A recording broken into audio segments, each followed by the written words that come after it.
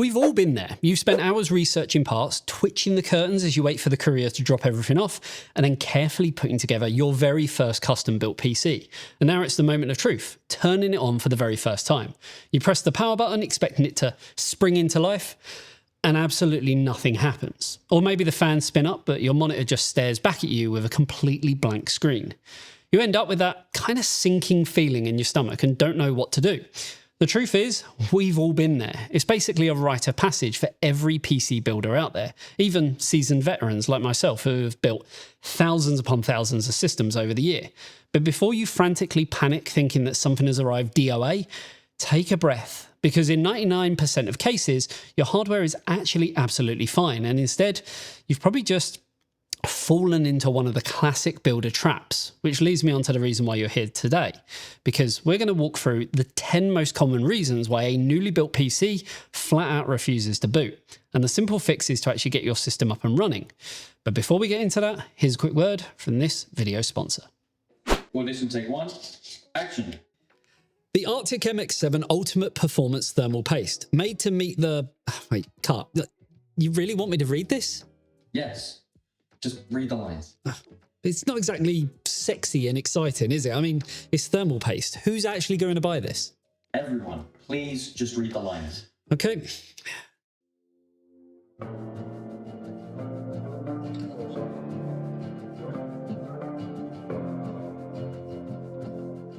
The Arctic MX7 Ultimate Performance Thermal Paste, made to meet the highest demands in terms of performance, application, and safety. Thanks to its new formula, MX7 achieves even lower thermal resistance and a measurable performance increase, whether it's used on desktop CPUs, GPUs, laptops, and even console processors. Available in 2, 4, and 8 gram packages, there's something for everyone. And they come in a new syringe design, making it easier to see exactly how much you've used. Grab yours today to keep your frame rates high and your temperatures low. And cut. Good job, you got the bar. Thanks. That MX7 stuff actually sounds pretty good. I'm guessing I get a free sample, right? No. Go online and buy yourself. What do we pay this guy for? Buy yours by clicking the link in the description below. So let's get right into it, and be sure to stick around until the end, because alongside the 10 most common reasons, we've actually got some bonus kind of funny ones too. So let's start with the most embarrassing mistake that literally everyone makes at least once, and it's one of the most simplest ones to kind of figure out and to fix, which involves the power. Now, it sounds ridiculous, but you'd actually be amazed at how many people spend all that time routing their cables perfectly, plugging everything into the motherboard, only to completely forget to flick the physical switch on the back of the power supply from the circle to the line.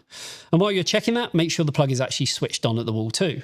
We have switches on our main sockets here in the UK, and it's entirely possible it was just, well, left turned off. Also, if you're using an extension lead, try plugging the system directly into the wall just to rule out a blown fuse in the strip. Once you flick that switch and confirm there is actually mains power going to the rig, well, try the front button again. Next up is to verify the front panel connectors. This is the absolute bane of every PC builder's existence. These are the microscopic little wires running from your case's power button down to the bottom of your motherboard. They are notoriously fiddly, and if you've put the power switch header on the wrong pins, pressing the button on your case is going to do absolutely nothing. So grab your motherboard manual or bring up the PDF on your phone and double check that the power switch connector is on the correct pins. Thankfully, a lot of modern boards include a little block to make this, well, easier, but if yours didn't, take your time, get a torch if you need to, and make sure they are exactly where they should be. Also, luckily, a lot of case manufacturers are now grouping the headers as a singular block, and this actually means that, well, it's a lot easier to put on with no room for error. Moving on to number 3, we have the classic fix that solves, I'd say, about half the problems on tech forums, and that is to simply reseat your memory. RAM sticks require a surprising amount of force to actually seat correctly into the slots. If they've not fully clicked in on both ends, the system simply will not post. Push down on the tabs, take the memory completely out, and push them straight back in until you hear a very distinct click. If that fails, try booting with just a single stick of memory in the primary slot, which is usually the second slot away from the CPU socket. It's amazing how memory is one of the most common issues when building a PC, and is generally one of the first things that we look at when we're having issues, and we do just go down to the bare minimums, including just having a single stick of memory in there. Now, motherboards have a massive 24-pin power connector on the right-hand side, and it's usually pretty hard to miss. However, they also require a 4-pin or 8-pin EPS power connector right up near the top left of the CPU. And this is, well, for the CPU. And sometimes there's even 2 of them on mid to higher end boards. Now, it's very easy to forget this once the motherboard's screwed into the case because, well, especially once you've got an AIO in there, it can actually be quite hidden away in a dark corner. If this cable is completely missing, or if you accidentally forced a PCIe graphics card cable in there instead, because they do look very similar, the PC might light up and the fans might spin, but the CPU simply won't be able to function. So again, get your torch out and make sure the connectors labeled CPU are firmly clicked into place. Now, this next one is a bit of an insider secret, but it happens all the time. If the CPU cooler, and this is especially true for AIO liquid coolers, is screwed down too tightly, it can actually apply uneven pressure to the processor. This can actually bend the pins in the socket or cause the motherboard to lose proper contact with the CPU pads. If your system refuses to do, well, anything, get your screwdriver and just give the cooler mounting screws a quarter turn counterclockwise to just ease the tension. You want it firmly mounted, but you don't need to crank it down as tight as you can. Just ease it off ever so slightly and, well, try booting again. Okay, so the next one. Your PC turns on, all the lights are glowing beautifully, the fans are spinning, but the screen is entirely black. You wouldn't believe how common this one actually is, so check exactly where your display is plugged into at the back of the case. If you have a dedicated graphics card installed, your monitor must be plugged directly into the back of the card and not the motherboard's I/O panel higher up. If you plug it into the motherboard, the system is trying to use the integrated graphics, which your CPU might not even have. So move the cable down to the graphics card and you'll likely see the BIOS screen pop straight up. Now, if you're pairing a newly released CPU with a motherboard model that's been out for a little while, the motherboard might simply not know what processor it is yet. This is actually really common with AMD Ryzen builds, and the board needs a firmware update to recognize the new chip. Thankfully, you don't always need an older CPU to fix this anymore. A lot of modern boards have a BIOS flashback button on the rear I/O that lets you update the BIOS using a USB flash drive and the power supply, without even needing the CPU or memory installed. Check your manual to see if your board supports this and follow the steps to get the latest BIOS on there. Now, sometimes the motherboard can just get, well, a little bit confused during a new build, especially if you've been swapping parts around or trying different memory kits. And so what you actually need to do is to reset it to its absolute factory defaults. And we do this by clearing the CMOS. So unplug the PC from the wall entirely, look on the motherboard for a reset CMOS button to press, or in severe cases, a small shiny watch battery, which is a CR2032 type, and carefully just pop it out. Leave it out for about 5 or 10 minutes. Put it back in, plug the system back into the mains, and try booting. This actually flushes any weird settings that might be stopping the post-process. And if you want to see exactly how to do that, we actually have a video detailing the exact steps to do it, so it's definitely one to go and check out. Now, this next one isn't as common anymore, but still worth mentioning, as motherboards have to be mounted on small metal risers called standoffs. These actually keep the delicate solder points on the back of your board from touching the metal chassis of the case. If you've accidentally installed an extra standoff in a spot where there's no screw hole on your specific motherboard, that metal standoff will press directly against the circuits and potentially create a small short circuit. When this happens, the power supply will usually click and immediately shut off to protect the system. So with that one, take the board out, count the standoffs, and make sure they perfectly match the holes on your motherboard. Quite a simple one, but you wouldn't believe how easy this one is to fall for.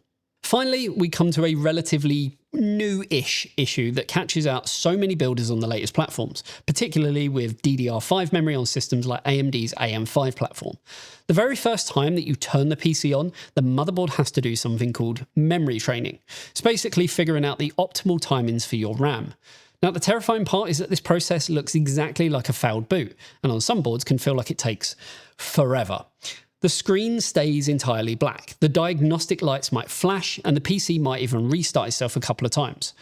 Do not touch it. Just walk away and leave it alone for a good few minutes. Let it do its thing, and chances are you'll come back to a normal post screen. If you have a mid to high end board with a debug LED readout, it will actually generally be on a postcode of 15. So that's another good way to identify if it's performing memory training. So you've now finally gone through all of that. You've finally got the system to post. You've installed Windows and things are mostly working, but maybe it's acting a little strange or a driver is playing up. As promised, here are some bonus troubleshooting tips and a look at some of the absolute, well, nonsense that you'll find online when going to look for help. So first up is the absolute classic. Have you tried turning it off and back on again? It's, well, a massive running joke in the IT world and a famous line from TV shows, but the reality is that it fixes the issue so many times that it genuinely is the saviour of most tech support problems. A simple restart flushes the system memory, restarts all the background services, and gives Windows a fresh slate. So before you spend 3 hours digging through complicated settings, just reboot the machine. Now, speaking of digging through things, let's talk about the official support forums, and specifically, the dreaded Microsoft forums. You'll see some genuinely stupid answers on there from so-called independent advisors. My absolute favourite is when they tell you to unplug the PC from the wall and wait for an entire hour to let the power drain. As we spoke about earlier with the CMOS battery, the motherboard only holds a very limited amount of charge in its capacitors. It doesn't require anywhere near an hour to discharge. You simply unplug it, press the power button on the case a couple of times to drain any residual power, and, well, you're done in about 10 seconds flat. Waiting an hour is honestly just a placebo to keep you busy. And then finally, my absolute favourite piece of advice that you'll see on basically every single tech support forum, regardless of the problem. Are you ready? Reinstall Windows. Your mouse pointer's moving a bit slowly. Reinstall Windows. Your game crashed once. Reinstall Windows. The RGB on your fans is the wrong shade of blue. You guessed it. Reinstall Windows. It's, I guess, the nuclear option that people throw out when they just haven't got a clue what the actual problem is or haven't got a clue what they're actually talking about. Sure, it might eventually fix a software bug, but formatting your entire drive and starting from scratch shouldn't ever be step one for, I guess, what's considered a minor glitch. So there you have it. Hopefully this guide has saved you a massive headache and got your new rig up and running without you needing to tear all of your hair out. Building a PC should be, I guess, a fun experience, not a stressful one. So what I'm trying to say is hopefully these tips have got you completely sorted. If you found this video helpful and, well, if it saved you from chucking your brand new components straight out the window, be sure to give us a like and a subscribe to the channel because that would be amazing. And if you still need more help, we actually have an amazing Discord community where we have a ton of tech enthusiasts who can definitely help. The link is down below. Also, if you love what we do, you can help support us over on Patreon. You'll get access to a huge host of cool and exclusive perks, and it also helps the channel out like you wouldn't believe. Again, the link for all that good stuff is right down below. Thanks for tuning in, and yeah, I'll see you in the next one. And also, let me know in the comments section, have you ever gone through any of these issues before? I'd love to hear what your most embarrassing PC building mistake was. Did you spend 3 hours troubleshooting only to realise the power supply, well, wasn't switched on? Or did you forget to peel the plastic off the bottom of your CPU cooler? Let us know in the comments section. We've all been there, and I promise you, we won't judge you too harshly. Maybe. But yeah, there you go. See you later, guys. See you in the next one. Bye-bye.